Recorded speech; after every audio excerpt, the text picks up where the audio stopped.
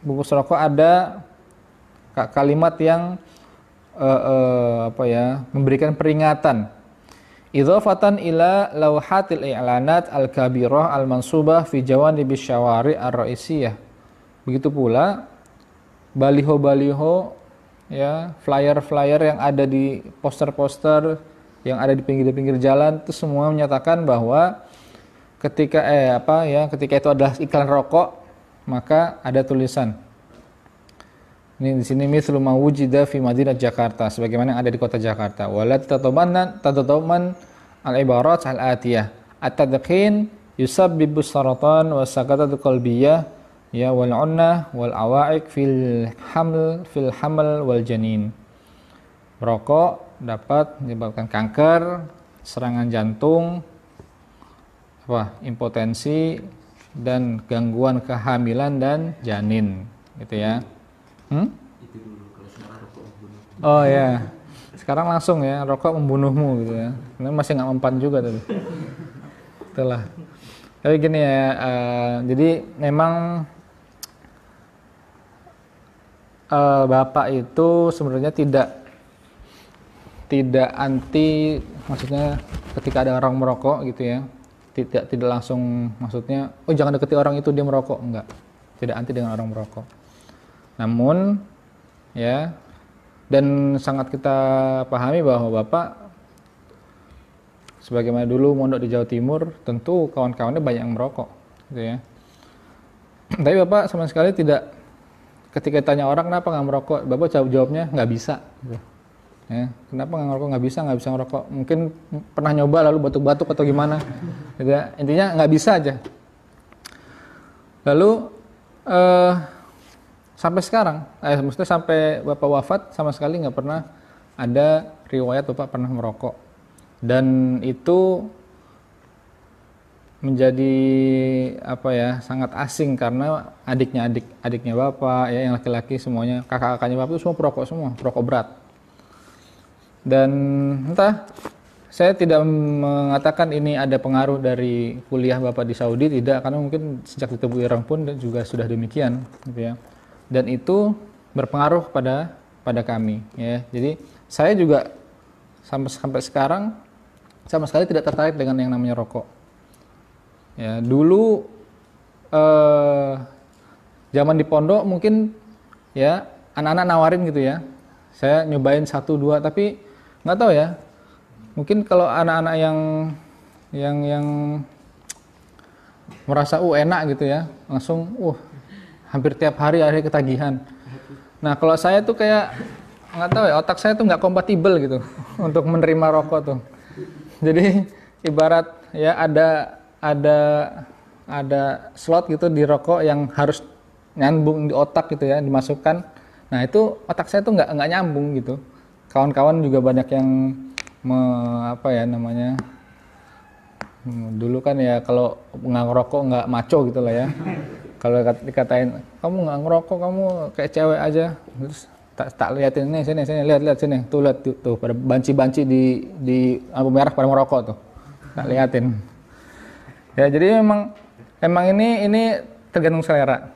Artinya ada orang yang baru nyobain sekali langsung ketagihan, akhirnya sampai besar sampai tua merokok. Ada orang yang memang dengan rokok ya tidak jodoh gitu ya, tidak klop, tidak satu frekuensi otaknya, jadi nggak masuk. Ya, itu saya salah satunya di situ. Jadi memang entah pengaruh Bapak, dan juga mungkin saya yakin juga karena doa Bapak juga.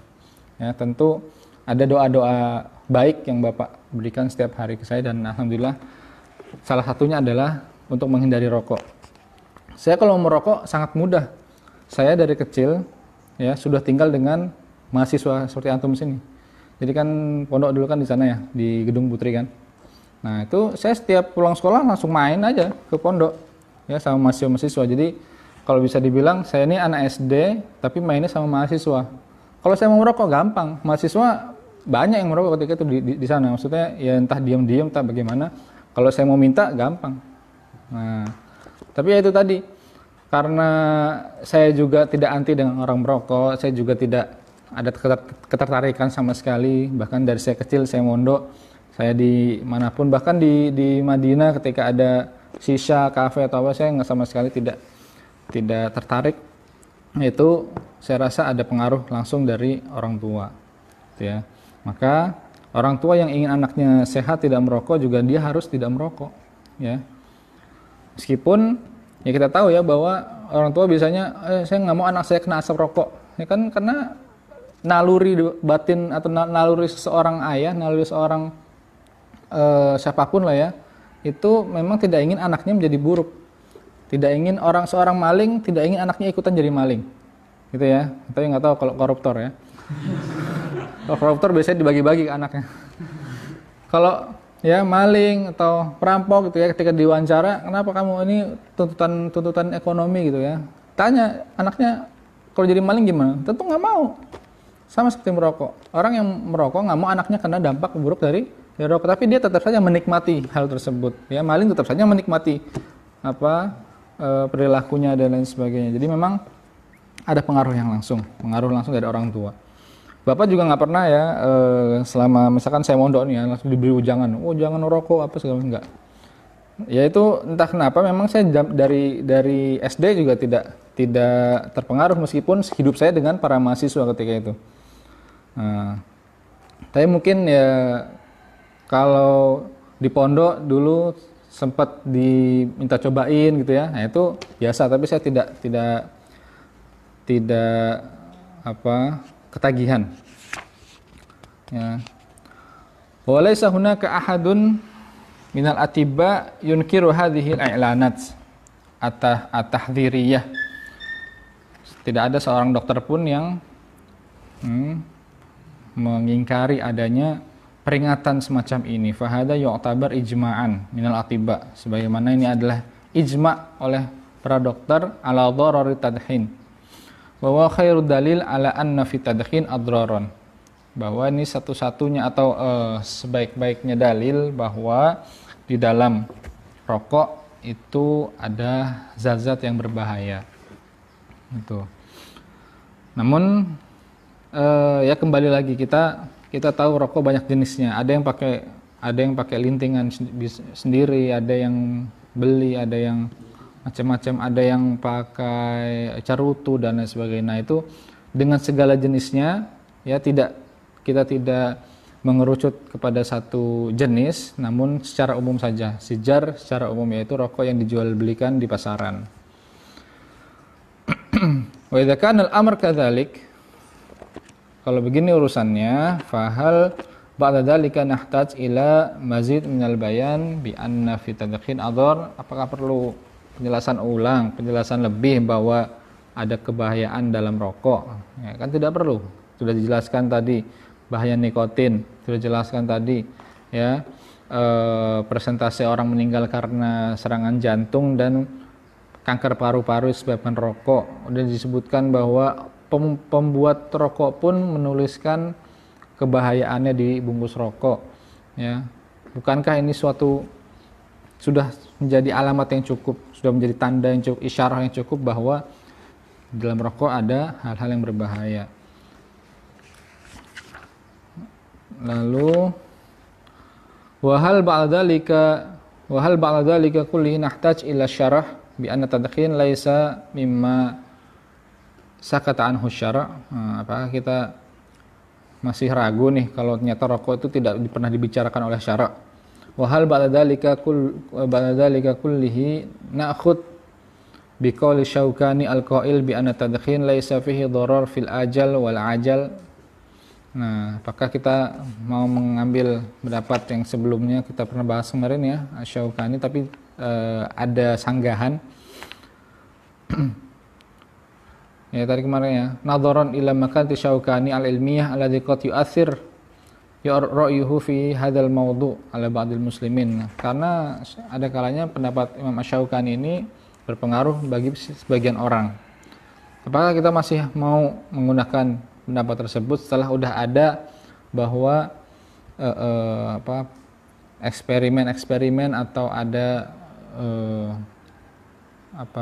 bukti-bukti kuat bahwa persentase kematian karena penyakit jantung dan kanker paru-paru disebabkan rokok. Wa hal ba'da dzalika kullihi na'khud bi qouli Syaukani al-qail bi anna tadkhin mimma sakata anhu syara' wa aina huwa man aw min qaulihi Rasulullah sallallahu alaihi wasallam la darara wa la dirar. Mana itu yang apa perkataan Rasulullah la darara wa la dirar. Kalau kita lihat ya paragraf ini atau bab ini mengenai keburukan rokok dari segi kesehatan, bukankah itu sudah diperingatkan oleh Rasulullah dalam hadisnya la dharara wala dirar. Jangan membahayakan diri sendiri dan jangan membahayakan orang lain. Jangan bikin bahaya bagi diri sendiri, jangan bikin bahaya, membalas bahaya pada orang lain. Itu semua sudah jelas menjadi bukti bahwa dalam rokok terdapat mudarat. Nah, namun kembali ke individu masing-masing. Ya, ada orang yang tidak cukup dengan peringatan yang ada di bungkus rokok misalnya. Ya ini mah buat nakut-nakutin aja gitu, masalah bisnis ini mah ya. Ada yang ya sudah memang rokok menjadi bagian dari hidupnya, apapun jenisnya, mau dia dilinting, mau dia dicerutukan, semuanya yang penting ada rokok lah ya, sebat dulu sebat gitu ya. Nah itu yang seperti itu sudah nggak bisa didalilin gitu ya, kecuali nanti dia mengalami sendiri hal-hal yang tadi diperingatkan ya, entah itu dari kanker, entah itu dari serangan jantung ya, impotensi dan lain sebagainya. Oke.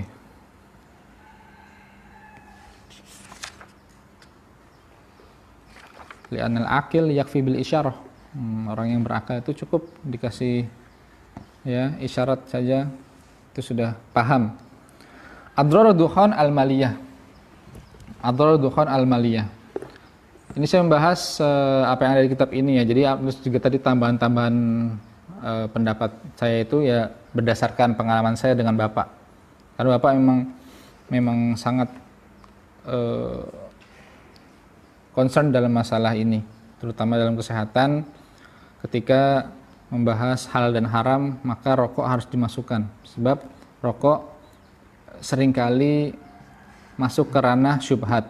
Ya, apakah dia halal atau haram? Nah, itu diantaranya tuh ada yang bilang makruh, ada yang bilang haram, ya, ada yang bilang sunnah. Ya, iya, ada orang yang nggak bisa ngaji kalau nggak ngerokok. Ya, nggak apa. Itu bahkan ulama-ulama dulu ada yang demikian. Ada yang bahkan kalau nggak ngerokok, wah pusing gitu ya, maka harus dengan rokok, dopingnya dan lain sebagainya. Bahkan zaman sekarang ada yang bilang bahwa rokok tidak membatalkan puasa, gitu ya. Ada kalau cari kaul demikian akan sangat banyak, bahkan di kalangan kiai-kiai sendiri. Adrar dukhan al-maliyah, bahayanya merokok dari segi ekonomi. Amma adrar at-tadkhin al-maliyah fahiya amrun wadih wuduh asyams fin nahar. Sejelas-jelasnya kejelasan yang pernah terjelaskan oleh penjelasan. Memang ya secara ekonomi kita harus akui bahwa rokok itu tidak gratis. Rokok itu dibeli. Rokok itu didapatkan menggunakan uang. Nah, ada kalanya orang yang mengambil atau membeli rokok itu mengorbankan susu, bahkan mengorbankan makannya dia sendiri. Ya, saya lebih baik nggak makan daripada nggak ngerokok. Nah, itu banyak sekali. Idza kana al-amr ini bentar. Dzalika li anna ya'tad 'ala tadkhin la yaqdar 'ala infikak minhu. Orang susah berhenti nih, ya, fayasrif kulla yaum mablaghan min malihi li ajli syira'i sajair. Maka mereka mengeluarkan uang setiap hari untuk membeli sebungkus rokok. Wal muskilat qad yakun al-mudkhin faqiran. Ada kalanya orang yang merokok ini bahkan orang-orang yang fakir, orang-orang miskin gitu ya. Kalau orang kaya silakanlah gitu ya. Maksudnya uangnya dihabiskan untuk merokok ya itu urusan dia, tapi kita lihat orang miskin sangat miris sekali, sangat ironis ketika mereka minta uang atau katakanlah ya meminta bantuan untuk makan, tapi ketika dikasih uang malah dibelikan rokok. Nah, faqad yuqaddim huwa, ya, orang ini mendahulukan, ada kalanya dia mendahulukan syira'us sajair, beli rokok ala syira'i hajatihi, daripada membeli keperluan-keperluan ad-daruriyah al-yaumiyah, seperti makan, ya, seperti keperluan harian yang lain,